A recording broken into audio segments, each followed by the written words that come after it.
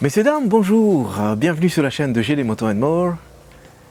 Aujourd'hui, je vais vous présenter ceci de chez Thermal Master, le Thor 001. Il y a quelques temps de ça, j'avais fait le test de top-down, le TC004, qui est une caméra thermique. Donc vous vous en doutez ce que c'est, hein, le Thor 001, c'est un des caméras thermiques que j'ai testé et qui m'a bluffé. Donc je précise d'entrée de jeu que c'est une collaboration commerciale, que donc Thermal Master m'a envoyé l'appareil que je vais vous présenter maintenant et que je n'ai rien touché à part ça, mais voilà, je me dois d'être clair. Comme dans la philosophie de la chaîne, je dois être clair là-dessus. Découvrons le contenu de la boîte. Déjà, avant qu'on voit le contenu de la boîte, au niveau emballage, il y a une énorme différence entre les deux, parce que le top-down vient avec une boîte en carton et une housse de transport. Bon. Tandis que ici, vous avez une hard case qui, ma foi, m'a l'air hyper solide pour bien protéger l'appareil qui est dedans. Petite poignée pour le prendre avec. Franchement, là, on sent qu'on frôle la perfection. À l'ouverture de la boîte, je vais vous rapprocher comme ça. Vous verrez mieux. Donc vous avez des mousses de protection qui sont assez épais pour avoir une bonne protection de l'appareil, hein, que vous voyez juste ici. On va découvrir un petit peu le contenu de la boîte. Vous avez un Quick Starter, mode d'emploi. C'est le petit hic, c'est qu'il n'a pas en français. Allez, il n'est pas en français. Il y a en anglais, en polonais, en allemand, espagnol, italien et j'en passe. Donc tout ce que vous voyez là. Mais il n'y a pas en français. Bon, on va faire un petit tour et vous verrez que c'est pas si compliqué que ça. Garantie 3 ans, garantie fabricant. Vous avez la certification de calibrage, donc avec le numéro de série là-dessus. La lens, le loop pour faire des des prospections un peu plus poussées, on va dire, sur des cartes électroniques. On verra ça après. Vous avez un câble. Hop là. Non. Vous avez un câble tressé, des très bonnes factures, hein. USB-A vers USB-C. Et le clou du spectacle, le Thor 001.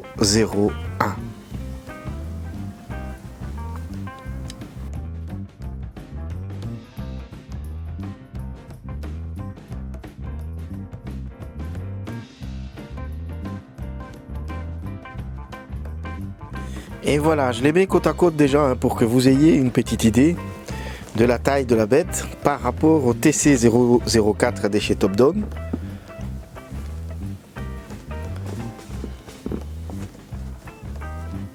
Ça se voit que celle de Thermal Master est un cran au-dessus, hein.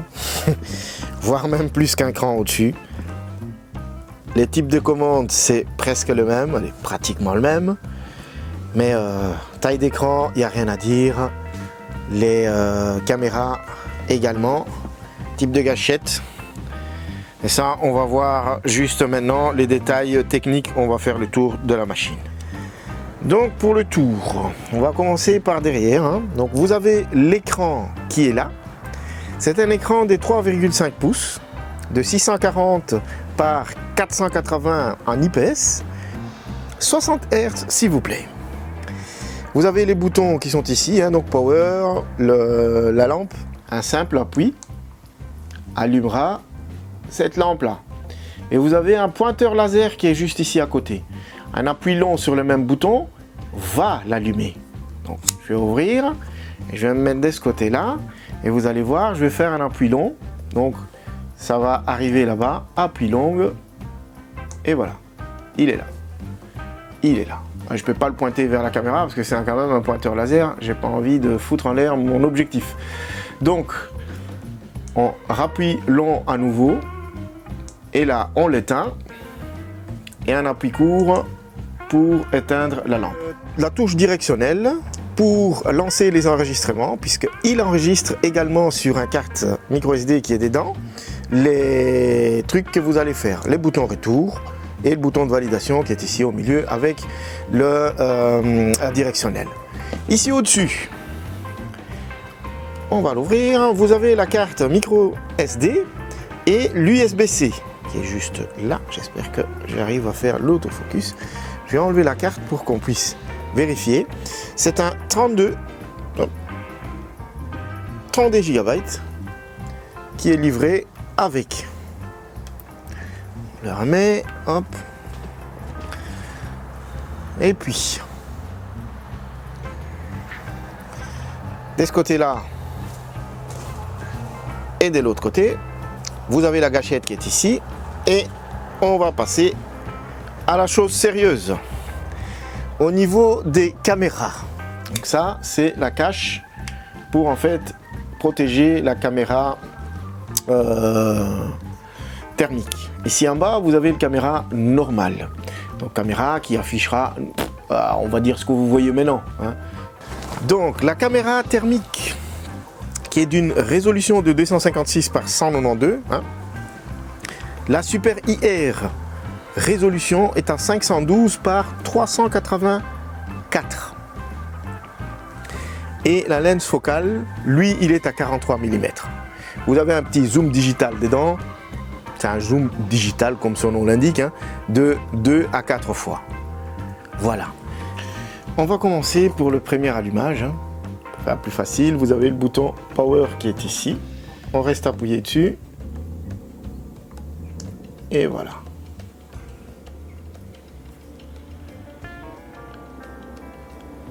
Avec une très très jolie animation là, de galaxie. Il y aura toujours une petite initialisation, je vais y arriver. Initialisation du système, hein. Donc il va calibrer automatiquement les caméras et tout ça. Et là, il vous demande de choisir la langue. Donc comme je disais tout à l'heure, autant que le mode d'emploi, il n'y avait pas en français, dans la langue, ici, vous avez le français qui est là. 1, 2, 3, 4e en partant du haut, vous avez le français. Alors, il vous demande la date, on est en 2025, bien sûr, le mois, on est le 7, j'ai fait ce tournage le 26, non le 25, pardon.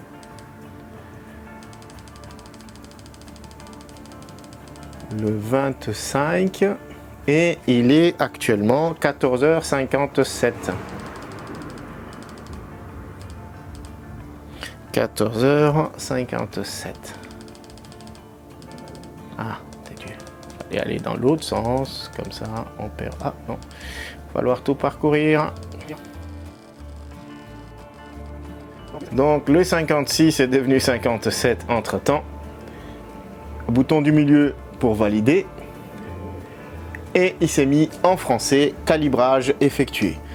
Donc là, quand je regarde, je vais prendre la moto comme petit exemple en premier lieu.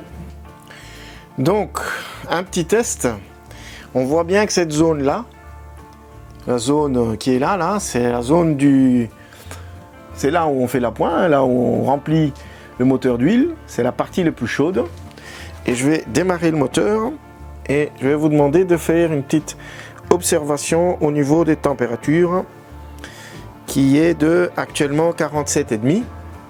Je mets le contact et je vais démarrer.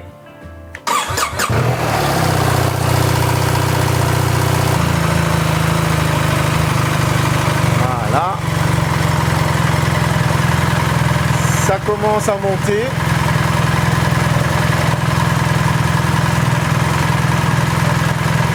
Donc Donc je vais reculer un petit peu histoire de...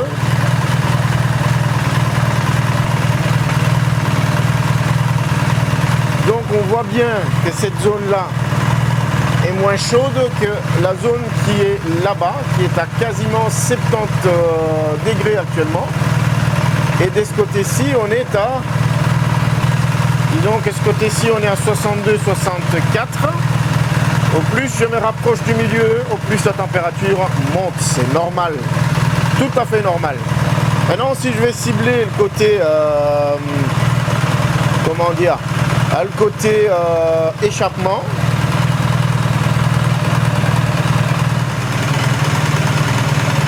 voilà, je suis allé sur la zone la plus chaude.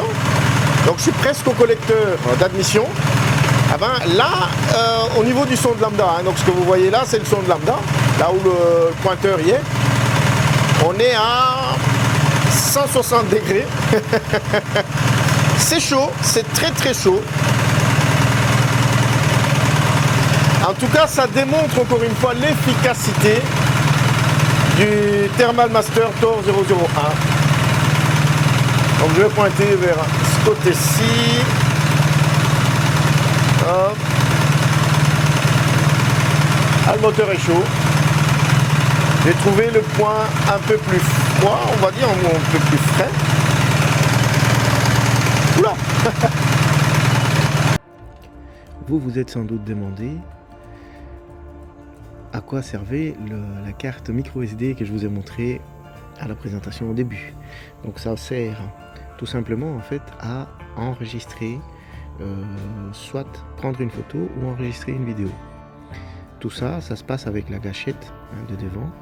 Un simple appui, ça prend une photo, et un appui long enregistrera une vidéo. On enregistrerait une vidéo plutôt. Donc je vais vous montrer juste maintenant. Donc vous allez toujours avoir deux sortes. Donc un cliché du caméra thermique et un cliché du caméra normal. À chaque fois que vous prenez une photo, donc il va en prendre deux, un du normal et un du thermique.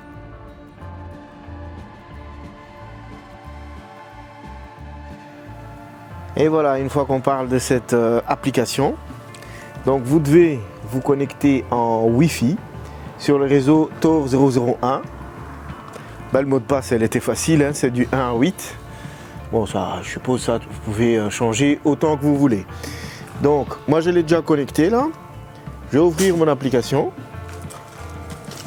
Donc, j'ouvre l'application. Je vais la rapprocher un peu parce qu'il y a trop de lumière. Connecté, voilà. Donc, dès que vous appuyez sur rechercher, il a trouvé Tor 001. Ça, c'est le mien. Tac. Ce qui fait que j'ai maintenant la projection de ce que cette caméra voit. Hein. Donc voilà, donc je vais un peu voir au niveau des véhicules et le garage, là où il y a la moto actuellement. Donc là, la zone chaude, on le voit bien, là où il y a le soleil. Voilà, cette application est également super bien foutue. Parce que là, maintenant, je peux déclencher capture d'image. Voilà.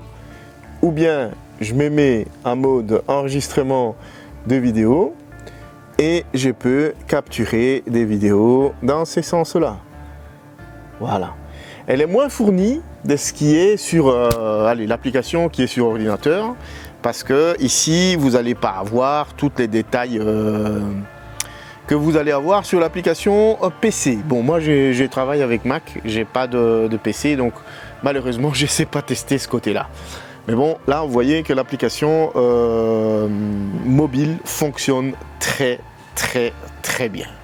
Alors retournons sur le Tor pour voir un petit peu les menus un peu plus en détail. Vous avez des menus que vous activez avec le bouton du milieu. Donc ça c'est le mesure en soi. Donc c'est ici que vous sélectionnez donc le rouge, je vais me mettre dessus. Le rouge c'est la température maximum et le vert c'est la température minimum. Donc vous le voyez juste ici au-dessus. Hein. Donc là je pointe le moteur de la moto. elle a été refroidie, mais il fait quand même assez chaud dans le garage.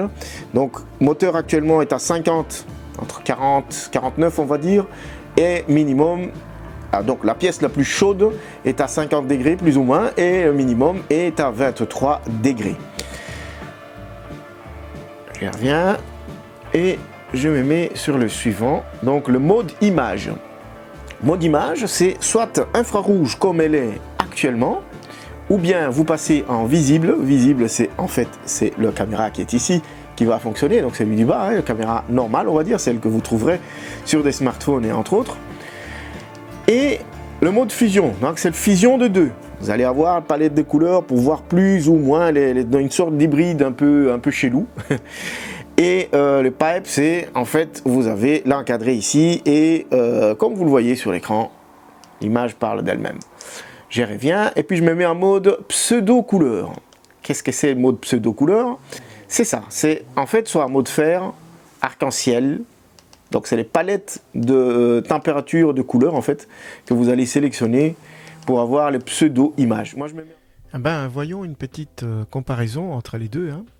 Donc le top-down et notre cher ami le Thor 001 pour voir un petit peu. Donc différence de taille, ça c'est indéniable.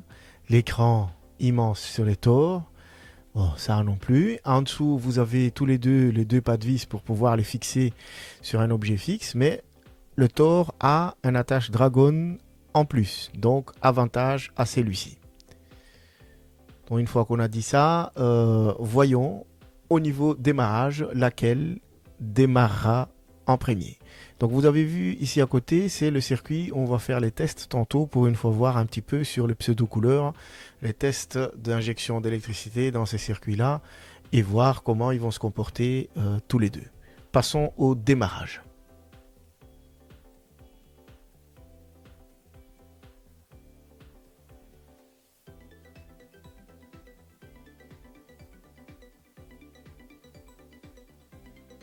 Et au moment du démarrage, il y aura toujours une initialisation du système, c'est tout à fait normal. Ça prend un petit peu de temps, mais on va voir laquelle des deux sera prêt en premier. Je crois qu'il n'y avait pas beaucoup trop de surprises, hein. Le Thor arrive en premier au niveau rapidité de démarrage. Et on place alors notre circuit en place. Hein. On va les scanner à froid, histoire de voir, avoir déjà le premier lecture entre les deux. Il y a pas mal de pseudo couleurs qui est disponible sur les deux, mais l'arc-en-ciel est celle qui correspond le plus au test qu'on va faire. Sur le Thor, il y a arc-en-ciel élevé, mais bon, pour pas fausser la donne, je vais utiliser le arc-en-ciel normal, comme ça vous donne un petit peu une idée de commencer entre les deux. Parce que l'arc-en-ciel élevé est uniquement disponible sur les Thor, il n'y en a pas sur le top-down. Mais pour vous illustrer ce que c'est un arc-en-ciel élevé, donc c'est ça c'est l'arc-en-ciel élevé, mais vu que Thor n'en a pas, les top-down n'en a pas, je vais mettre alors le Thor au même diapason que l'autre, comme ça les deux vont lire les choses sur le même longueur. Alors commençons les premières lectures à froid.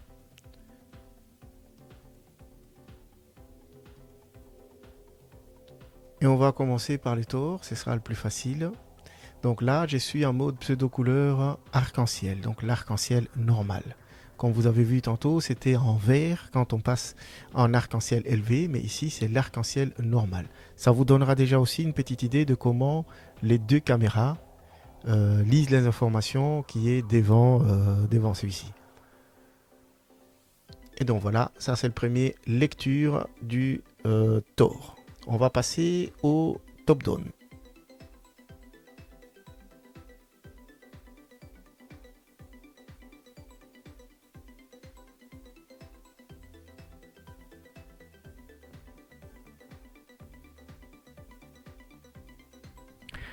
Et voilà, passons aux premières lectures également du top-down. Histoire de ne pas fausser la donne, donc j'ai mis les deux appareils pratiquement à la même distance par rapport au circuit qu'on devait scanner ici. Comme ça, ça donnera une petite idée de comment ils lisent les informations les deux. Et je vais faire une petite injection d'électricité dans notre circuit.